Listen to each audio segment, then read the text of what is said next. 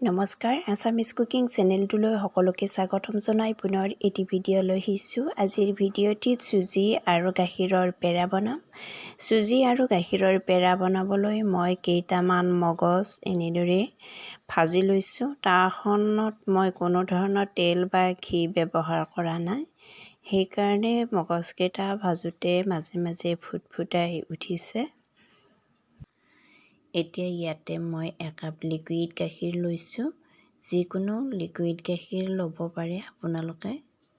তাৰ পাছত একাপতকৈ কম জোখৰ আধা কাপতকৈ বেছি পাউডাৰ গাখীৰ লৈছোঁ।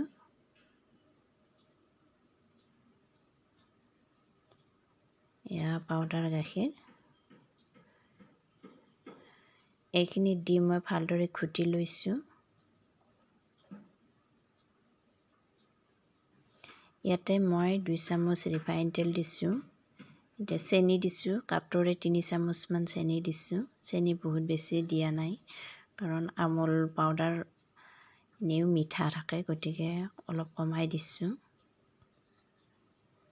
আকৌ ভালদৰে ঘুটি দিছোঁ।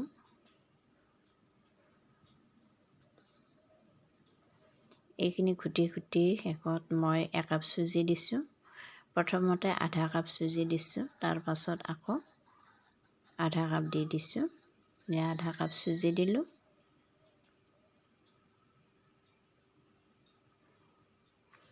আকৌ ভালদৰে ঘুটি দিছোঁ। ইয়াতে মই ঘি ব্যৱহাৰ কৰা নাই, 2 চামুচ মাত্ৰ ৰিফাইন তেল দিছোঁ। ৰিফাইন তেলটো দিয়া দেখুওৱা নাই, আপোনালোকে ৰিফাইন তেল দিলেও দিব, ঘি দিলেও দিব পাৰে।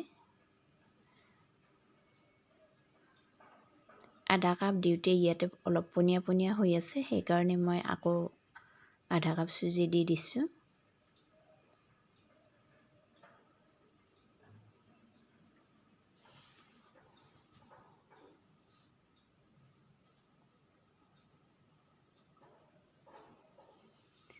আধা কাপ চুজি দি আকৌ মই অলপ সময় লৰাই দিছোঁ।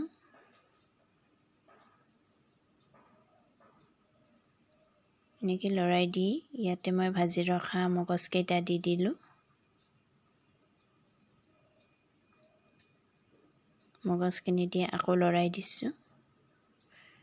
দি গেছৰ ফ্লেমটো অফ কৰি দি ডোটো বনাই লৈছোঁ।